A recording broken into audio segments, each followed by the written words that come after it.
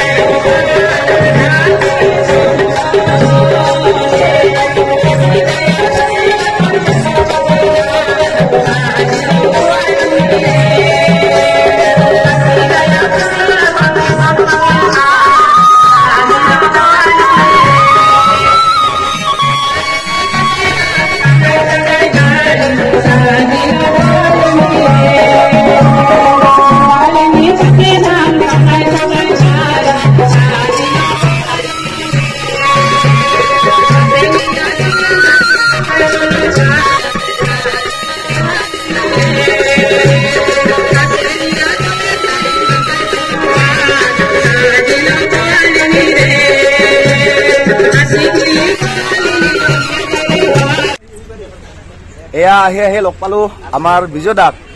আমাৰ অনুষ্ঠানখনৰ কাৰণে খুবেই ওতপ্ৰোতভাৱে জড়িত থকা এজন নিহিত হৈ থকা ব্যক্তি আৰু কেনেকুৱা অনুভৱ এটা আজি বিহুখন যে এনেকুৱাকে মুকলি মঞ্চ হৈছে আমাৰ 68তম ৰঙালী বিহুৰ এই বছৰৰ যিটো প্ৰস্তুতি প্ৰত্যেক বছৰে আমি ৰাতিত কৰোঁ।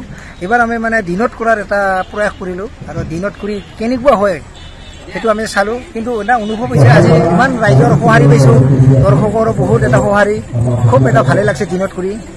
মুকলি বিহু আগতে দেখা নাছিলোঁ, শুনাও নাছিলোঁ, কিন্তু সৰুত এনে অলপ বেলেগৰ মুখৰ পৰা গম পাইছিলোঁ।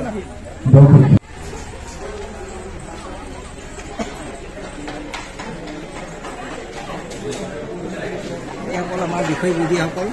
হয়,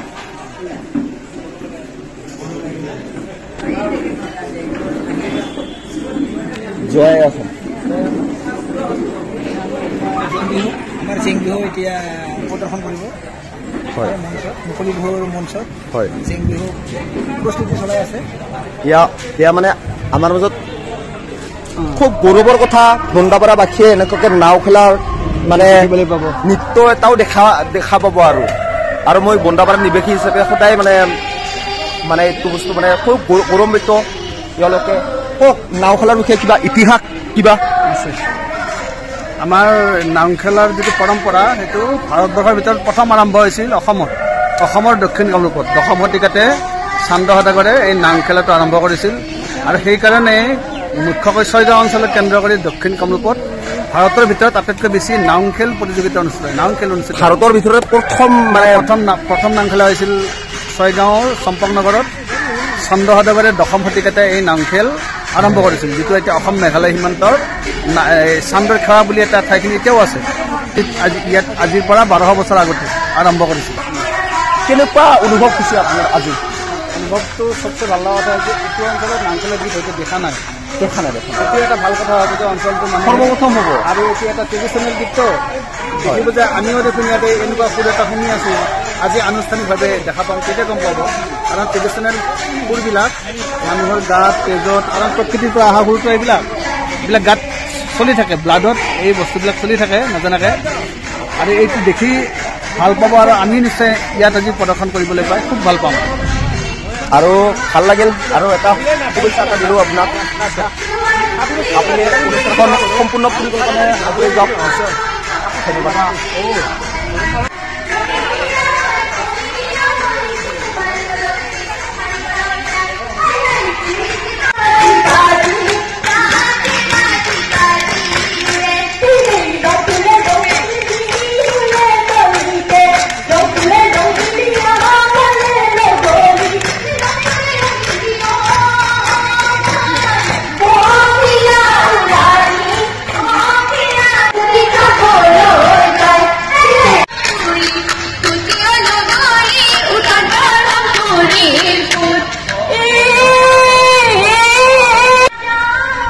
এয়া আহি সেই লোকলে মোৰ এটা নিজৰ একে ভৱিষ্যত দাদা এটা দাদা বিহু বুলি কিনে জেং বিহু চলি আছে কেনেকুৱা অনুভৱ আপোনাৰ অনুভৱ কেনেকুৱা যিটো আমাৰ অসমীয়া জাতীয় আজি মুকলি বিহু খুবেই ভাল লাগিছে কেনেকুৱা অনুভৱ আমাৰ নিজৰ বন্দাপাৰাত আজি মানে মুকলি বিহু হৈছে ভাল লাগিছে আপোনাৰ খুবেই আনন্দিত আৰু ৰাইজৰ এয়া মোৰ লগত আছে বিশেষ এটা শোষক আমাৰ বন্দাপাৰা অঞ্চলৰ চন্দন বড়ো এয়া বিশেষ শোষক আৰু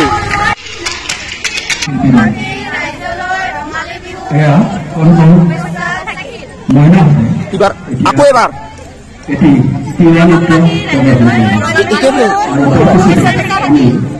অসমবাসী ৰাইজলৈ ৰঙালী বিহুৰ আন্তৰিক অভিনন্দন জ্ঞাপন কৰিলো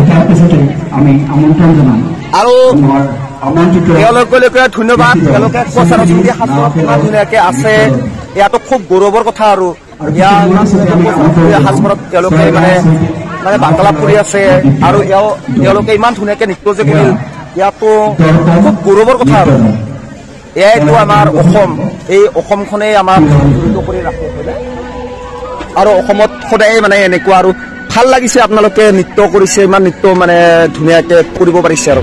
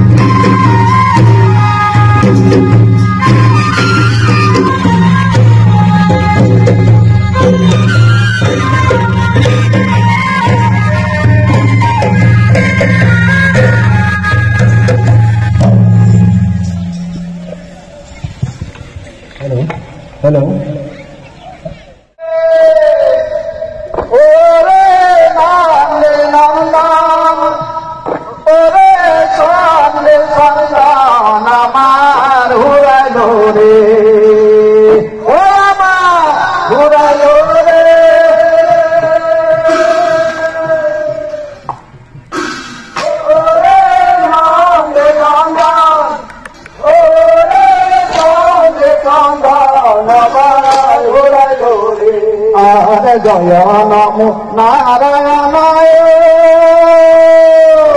heya heya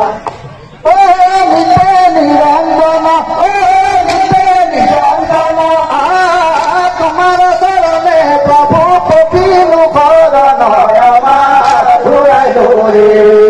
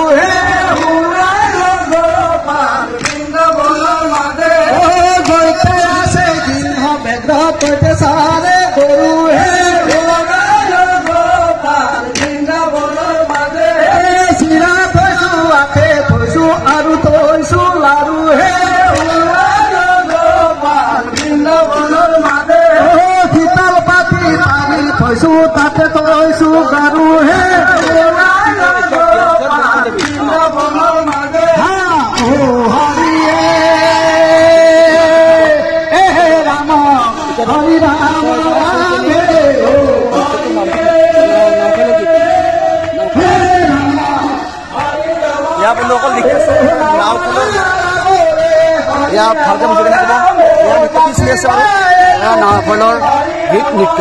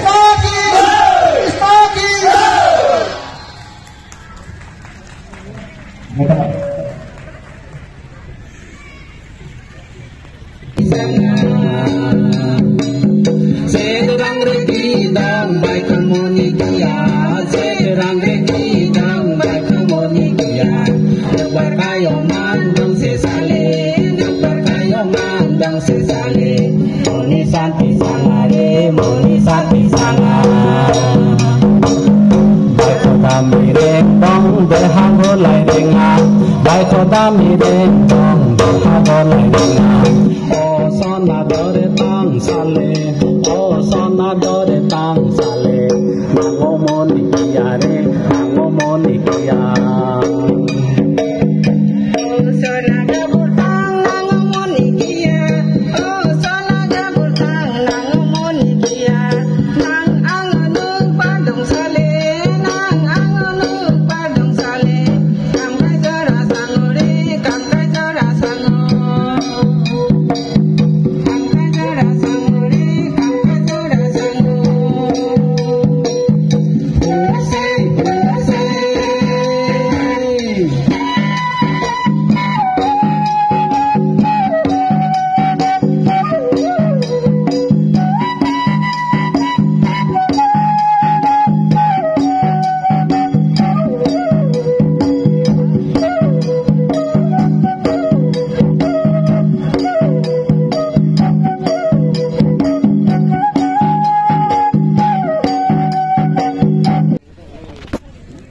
বন্ধুসকল আহি কিনে লগ পাই গলো উদ্ধৱ ভাইক লগ পাই গলো আৰু উদ্ধৱ ভাইয়ে মানে বাহিৰত থাকে আৰু তেওঁৰ এটা ইউটিউব চেনেল আছে উদ্ধৱ ব্লগ বুলি কয় উদ্ধৱ ব্লগ মানে ভাল কাম কৰি আছে বহুত ভাল কাম কৰি আছে আৰু খুবেই মানে ইমপ্ৰেছ হৈছো আৰু মানে আজি ফাৰ্ষ্ট টাইম লগ পালো ইয়ক তো উদ্ধৱ দাই নৱবৰ্ষৰ কিবা শুভেচ্ছা দিয়া অসমবাসী ৰাইজক মানে মই কি ক'ম বহুত বহুত ধুনীয়া লাগিছে ইয়াত আহি মোৰ কাৰণে শুভেচ্ছা জনালৈকে আৰু এয়া দেখিলে উদ্ধৱ ভাইয়ে ধুনীয়াকে আপোনালোকক শুভেচ্ছা জনালে আৰু ভিডিঅ'টো আপোনালোকে চাই থাকিব আৰু ভিডিঅ'টো আৰম্ভ কৰিছে এয়া কৈছে বাৰু পাছত ভিডিঅ' আৰম্ভ কৰাৰ আগে আগে আজি বাৰু শেষ টাইমতে কৈ দিওঁ প্ৰতিবাৰ কোৱাৰ দৰে একেলগে কৈ দিওঁ বলক জয় শ্ৰী গণেশ একেলগে কৈ দিওঁ বলক আকৌ এবাৰ জয় শ্ৰী গণেশ উদ্ধৱ দা একেবাৰে কৈ দিয়ক একেলগে জয় শ্ৰী গণেশ জয় শ্ৰী গণেশ জয় শ্ৰী গণেশ ক্ষমতা ৰাখি থাকিব আৰু নিশ্চয় নিশ্চয় ভাল লাগিল নমস্কাৰ বন্ধুসকল এয়ালোকে আইচক্ৰীম খাই আছে বাৰু এয়া ফাৰিগাঁও চলি আছে আমি চাৰিওফালে দেখাব চেষ্টা কৰি আছো এটো যে আপোনালোকক আৰু এয়া মোৰ লগত উদ্ধৱ ভাই এয়া আহিছে বাইদাৰ পৰা আৰু আজি সৰ্বপ্ৰথম লগ পাই কিনে খুবেই ভাল লাগিল বহুত দিনৰ মোকো ইয়াত আহি বহুত ভাল লাগিছে কিছুমান জাগাত ৰাতিত দেখাই ইয়াত দিনতে দেখাইছে ফাটা ফাটি তাকেতো মানে এয়া হ'ল মুকলি মঞ্চ আৰু